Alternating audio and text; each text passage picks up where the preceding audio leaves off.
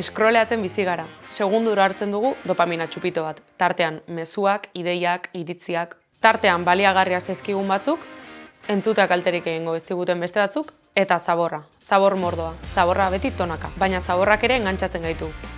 Eta zaborra ere bagara. Eta zaborra batzuetan nahi dugu. Eta zaborra artean igeri egiten dugu. Horregatik, dopamina txupitoek zapore garratza izan ohi dute. Ez dakit Instagram eta plata o plomo alderagarriak diren, baina bi kasuetan ez kontsumitzeko esatean nire kasuan hipokrita izatea litzateke. Beraz hitz egin dezagun sare sozialez, taburik gabe. Lau pareta hauen artetik Euskal Herriaren luze eta zabalera, bi igandean behin gure garaian.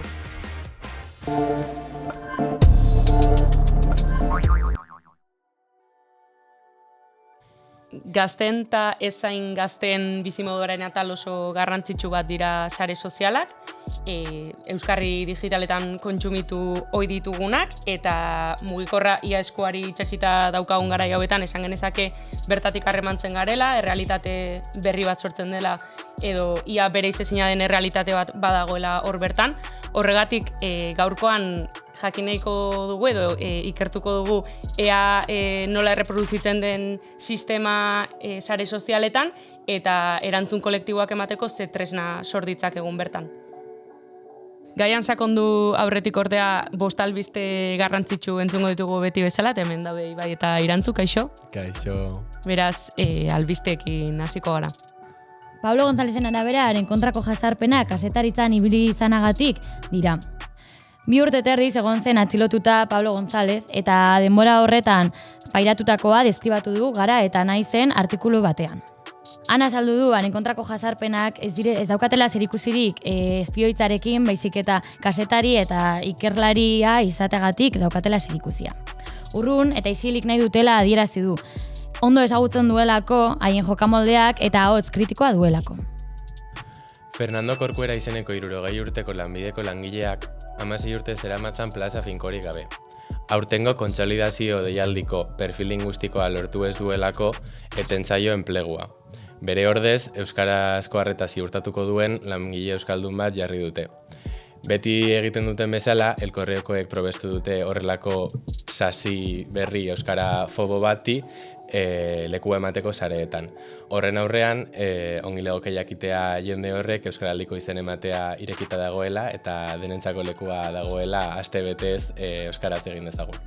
Nafarroako gobernuak torturaren beste 5 biktima aitortu ditu Egiari Zor Fundazioari esker. Egiari Zor Fundazioak eta Nafarroako torturatuen sareak jakinarazi dutenez, Nafarroako gobernuak beste 5 kide motivazio politikoko biktima gisa aitortu dituzte. Floren Beraza, Txaro Buñuel, Cecilio Ruiz, Patricia Perales eta Izaskun Juarez dira 5 lagun hauek. Fundazioak adierazi duenez, hau aurrera pauso bat da gure borrokan, eta argi uzten du borrokak merezi duela eta borrokak bere fruituak ematen dituela, beraz jarraituko dugu lanean biktima guztiak aitortu arte. Luis Buane Institutuak Beterramongo sexu erasoak ikertuko ditu. Urtarrilean ezagutzera eman ziren Notre Dame de Petagan Biarnoko ikastetxe katolikoan hainbat sexu eraso kasu. Kasu horien arira, beste hainbat ezagutarazi dira Ipar Euskal Herrian, Uztaritzen edo Kanbon adibidez. Honen guztiaren aurrean demokraziaren eta justiziaren arloan aritzen den Luis Buane Institutuak hartuko du kasu hauek ikertzeko ardura. Zueten aurratzetik 48 ordutara 300 haur baino gehiago hil dituzte. Gertakari hauei erantzuteko Euskal Herritik Gernika Palestinak herri plataformak hainbat manifestazio antolatu ditu azken aste honetan. Albisteak entzun ostean eta elkarrizketarekin hasi aurretik, entzun dezagun kalean ea zer dioten gaurko gaiari buruz.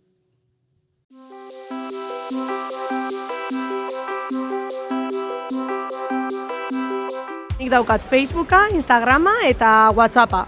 Horrek dira erabiltzen ditutenak egunero. Nik Instagrama, Whatsappa eta gero LinkedIna. Daukat Whatsappa, Facebooka eta Instagrama. Batez ere TikTok eta Instagram. Nagusiki TikTok eta Instagramen, baina egisa Facebook eta talengo beste sare sozial batzutan behi izan naiz. Facebooka erabiltzen dut batez hezkuntzako gauzetarakota, eta gero Insta, publikazioak eta ikusteko, baina gero eta erabilera gutxi hau ematen jat, eta mejorezera bai igotzen dut gauzak. Eta gero, WhatsAppa egunerokotasunean, azkenian hitz egiteko barriakoekin laneko gauzak eta egunero erabiltzen dut. WhatsApp egunerokotasunean, azkenean bai bikote, bai lagun, familia, erredu guztiekin hortik komunikatzen gara egunerokotasunean.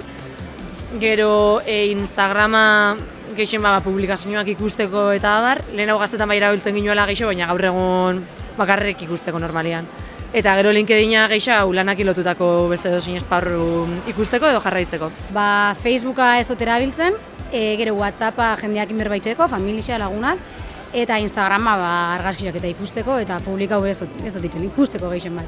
Instagram batez berabiltzot lagunekin kontaktatzeko, eta gero TikToken sortzailean ez, bideo sortzailea.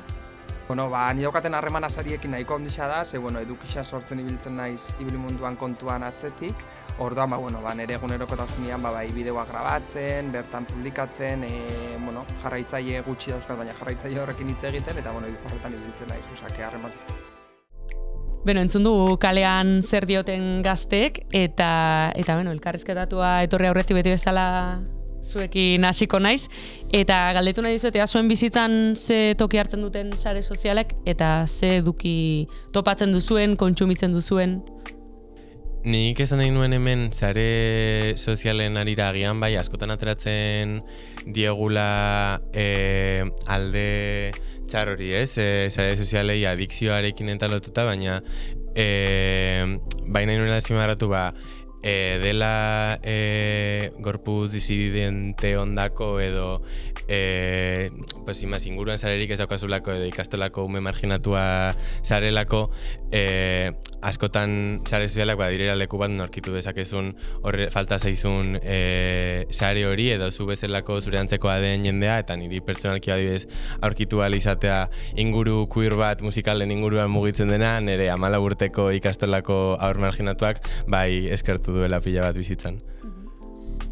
Nik, duela nahikotzo, neukala nahiko harreman toksikoa edo sare sozialekin, ez nekielako ez ondo nor jarraitzen nuen eta zergaitek jarraitzen nituen Instagramen perfil ezberdin batzuk, eta eraman nindutera konparazioetara, enbidiara, eta horrelako harreman toksiko bat sortu nuen sare sozialekin, baina nagusitzen joan naizen enean, ikasi dut benetan zer eskaintzen didaten sare sozialek, zer nahi dudan lortu sare sozialetatik, eta orain badakidala pasatzen da filtro oso zurrun bat jarraitzerak orduan jendea, zer publikatzen dudan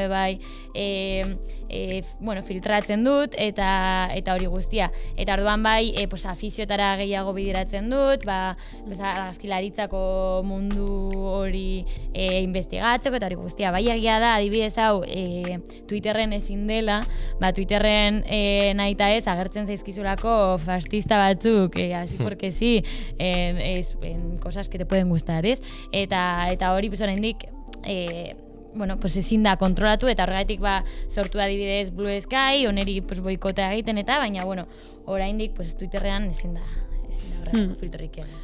Azkenean nik uste dut hori baliagarriak badirela eta gure bizitzaren parte badirela, eta aldi berean kontuan hartu behar dugula, sare sozialetako algoritmoak berez enpresa handien eta interes jakin batzuen esku daudela, eta hor maneiatzen ikasi behar dugula, eta bertan esan dugu lehen, gizartearen isla den beste realitate txiki bat sortzen dela, eta hor fenomeno batzuk ere gertatzen dira edo pasatzen dira bertara, eta horretarako horri buruz hitz egiteko gugana etorriko da gaurkoan Nora Estebez, Gazte Feministetatik.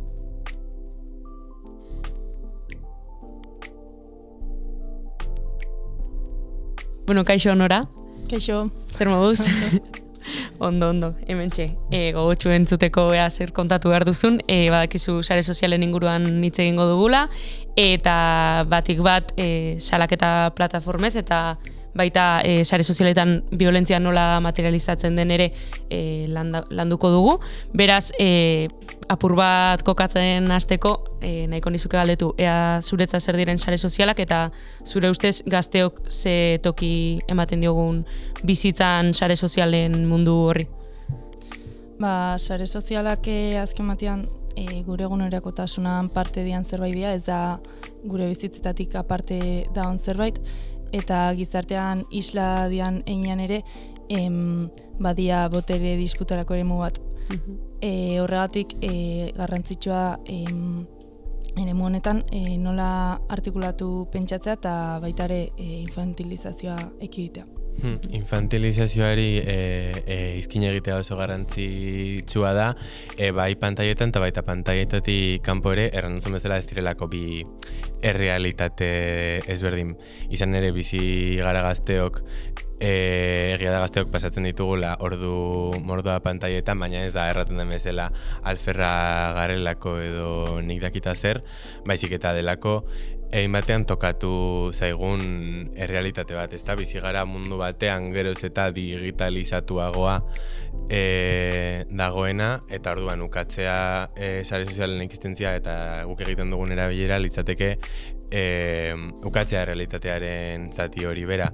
Eta horregatik ekidin behar dugu infantilizazioa litzatekelako justuki ukatzea errealitatearen zati hori. Bai, adoz infantilizazioa egon badagoela, eta aldi berean, zuk esan duzun moduan, gure egunerokotasunaren parte direnez, gure egunerokotasunean gertatzen zaizkigun gauzak isladatzeko bai balio dute ez, plataforma ezberdinetan, forma ezberdinetan, bai izan daiteke kartelen bidez, bai eztabaida masiboen bitartez, eta bueno, dira bai, bosgorailu oso potente bat, jendeak asko partekatzen badu, edo eztabaida luzatu egiten bada, viralizatzeko forma bat ez, eta jende askori ailegatzeko forma bat. Eta honen harira, azken aldian, sare sozialetan, salaketak era masiboan ematen ari dira, eta gustatuko litzaidake jakitea honen bi aldeak, ez? Fenomeno honen bi aldeak. Bai, azken aldin egia sare sozialen bidezko salaketa anonimoak biderkatzen aidiala. Kontu hortarako sortu dian kontuen bitartez edo kontu pertsonalen bitartez, eta batez ere Instagramen ikusten egia olako salaketarako kontuak. Eta kontu hauek erakutsi dute azken batean badaola behar bat edo hutsune bat, ez? Emakume eta disidentek salatu ahal izateko momenturen batean jaso dituzten erasoak, eta aldi berean erakusten digute indarkeria toki eta esparru guztitan ematen dela, eta bai laguntzen duten batean dimentsionatzen ez indarkeria matxistan zati bat inoiz baino modu zuzenago batean. Aldi berean esan barra dago oraindik bide handia dagoela egiteko salaketa bide seguruak eraikitzeko garaian, bai berbiktimizazioa saihesteko edo erreparazioa bermatuko duten bide batzuk eraikitzeko, eta horrek guztiak mahai gainean jartzen digula sare sozialak izan daitezkela salaketarako espazio, eta liberian lan handia daola aurretik mugimendu feministan horri erantzuteko estrategia berriak sortzeko.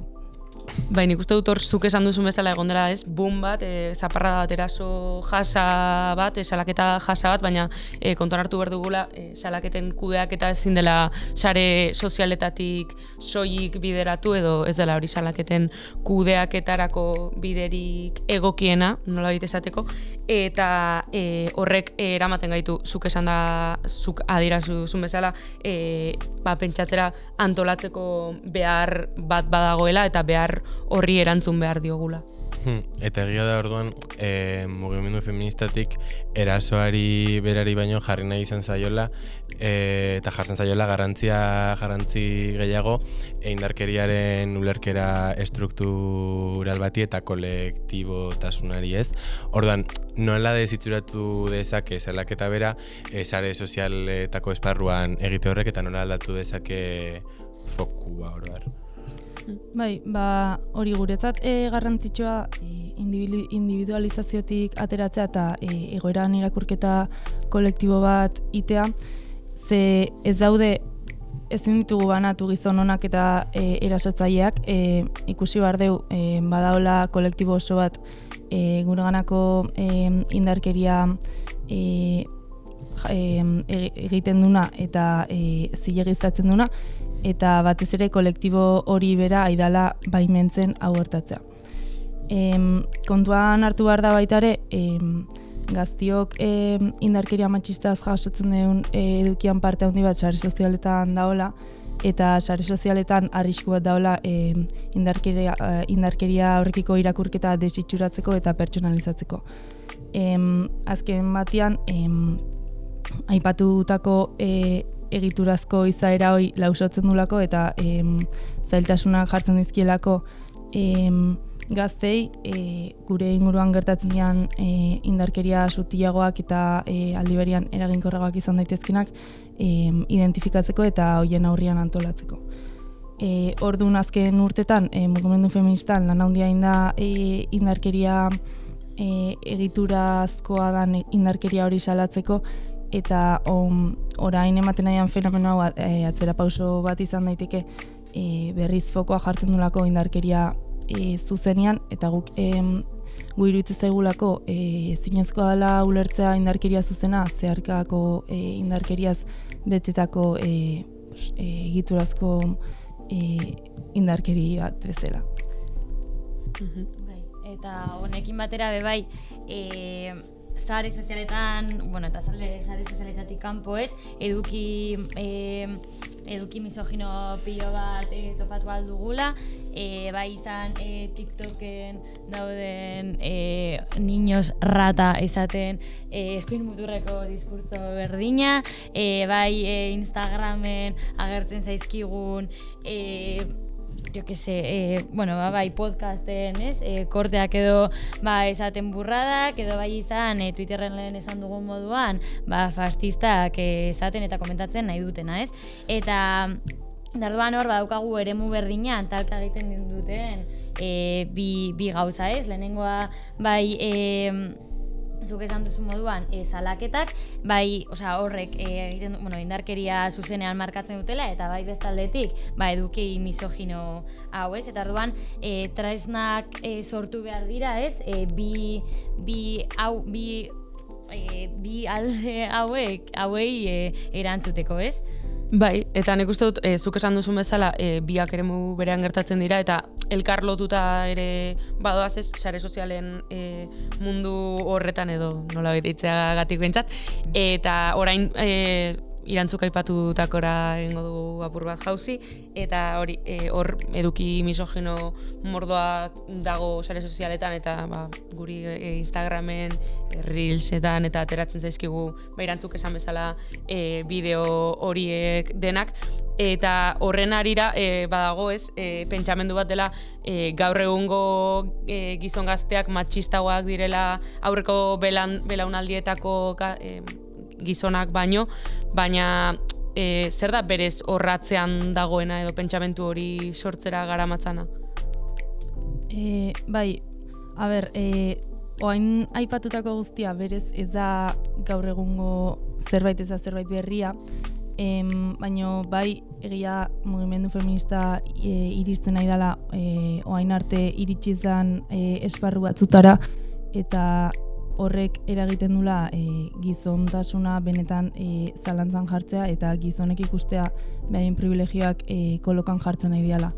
Eta orduan hori da eragiten duna reakzioa bortitzagoa izatea. Horrez gain, mugimendu feminista sartzen nahi da gaztien artean ere inoiz baino gehiago, ikusten nahi nola institutuetan gero eta talde feminista gehiago sortzen nahi dian, eta horrek eragiten du baita ere gizon gazteak edo mutil gazteak izatea behaien privilegioak zalantzan edo arriskoan ikusten aidianak batez ere. Hori guztia lotua dago baita ere ultraeskuinan gorakakin, ze azken batean fasismoa bera patriarkala ere bada, eta horregatik edatzen nahi dira azken aldian feminismoan aurkako mezu asko, eta batez ere sare sozialetan ematen dianez, eta esan bezala sare sozialetako kontsumitzaile nagusiak gazteak dianez, horrek eragin zuzenaka mutil gaztien erreakzio hauetan. Horrek ez du esan nahi gizonen erreakzio guztia fasista dianik, baina bai ultra eskuina edapen horrek eragin zuzena dakala feminismoan aurkako mezu hauetan ere. Baita, zuk ongi erran bezala oso garrantzia iruditzen zaita azpimarratzea erreakzio patriarkal hauek azkenean badira nolabait feminismoaren gorakadaren ondorio bat ere bai. Eta orduan mugimendu feministatik eta borroka feministak ipar horratza zuzen eta argi mantendu beharko luke eta lortzera goazen horretaz gain, oraingoz lortu dugun hori mantentzen saiatu ere. Bai, eta garaipen horiei eustearena eta baita sare sozialak birpentsatzearena eskutik eskutik doaz lotuta, ez? Eta mugimendu feministak oraintza bertan dauka sare sozialei buelta bat emateko ardura, ez? Eta hori guri dagokigula, bai salaketa masiboek erakusten dutelako artikulatzeko behar bat dagoela eta bestetik gorakada erreakzio patriarkalen gorakadak lekua dutelako sare sozialetan eta jakin behar dugu hauei erantzuten, ez? Eta galdetu nahiko nizukea zeintzuk diren birplanteamendu horretako gako nagusienak. Bale, hola laburra esan da, gakoak izango liake kolektiboa, erantzunan artikulazioa eta autodefentsa feminista. Orduan, alde batetik kontutan hartu behar dugu, sare sozialetako salaketa hauek bazkatela hainbat arrisko ez aipatu ditugunak, eta zinbestekoa dela arriskoiek politizatzea eta kontutan eukitzea beti, baina aldi berian ikusi danez bakatela potentzial bat mugimendu feminista antzat aukera ona izan daiteke potentzial ontatik abiatuz estrategia berriak pentsatzeko albidetuko duguna esan bezala erantzun kolektibo bat ematea. Beraz, horrek argi uzten du pentsatu beharko dugula nola iraman sare sozialetara borroka feminista. Bai, eta hor, uste dut, horre balio dezakela infantilizazioa, hasieran aipatu dugun infantilizazioa gainitzeko, ze gu baldemagara erabiltzaile nagusiak eta feminismoa gazteongan ere potente baldin badator, ez infantilizazioaren ordez, akaso gaztea hartu behar da, edo gazte feministeon borroka hartu behar da agente garrantzitsu izateko, eta estrategia pentsatzerakoan, hori, lehen lerroan egoteko gazte feministok, ez? Eta kontuen hartutaren txerrondun duzu eta oroar egungo testu ingurua bai digitalizazioa eta oroar horren arte errandugun guzia zertan da garrantzitsua gazteo feminismotik antolatzea, brokatzea eta saretzea. Bai, azkenean, gaude momentu batean, nun esan bezala, feminismoan aurkako mezu misoginoak haunditzen nahi dian, eta violentzia bera areagotzen nahi dan, ez? Orduan, horri guztiai aurre egiteko guk ikusten duen bide bakarra kolektibotasuna da, eta gura postua antolakuntza feminista da. Antolakuntza feminista hori, iruditzen zaigu garrantzitsua dela lokalean eta herrietan edo auzoetan antolatzea. Horretan siniste dugulako eta iruditzen zaigulako idala eraldaketarako tresna garrantzitsuena. Eta horregatik animatu nahiko genituzke neska trans eta boiera gazteak beraien herri edo auzoetako asamblada feministetara edo gazte feminista taldetara sartzera. Ados, ez dakit amaitzen joan behar dugu ez dakit zerbait gehitu nahiko zenuken edo... Ez, orduan, uste dut, nahiko densoa izan dela elkarrizketa, hitz egin dugula,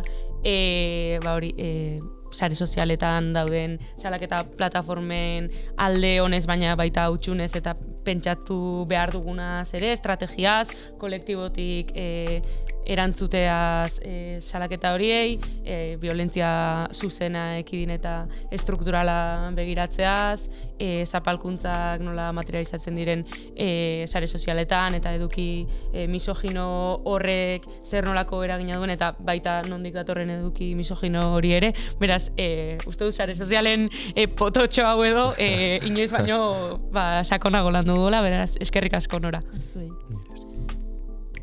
podcast hau entzun ostean uste dut gazteok badauzkagula etxeko lanak sare sozialak birpentsatzeko eta bertan eragiteko eta klaketik hori egiten jarraituko dugu beti bezala alik eta ondoen kalitatezko edukia bermatzen eta beraz eskerrik asko Hamaika telebistari guri plato ederra usteagatik, baita zuri entzule ere bertan kameraz bestalde egoteagatik eta zuei biei ere bai, hain albistegile eta elkarrizketatzaile onak izateagatik eta ez dakit beste zerbait geratzen zaidan esateko. Eta bazietu klakera hilabetean 4 euroren truk hori gabe.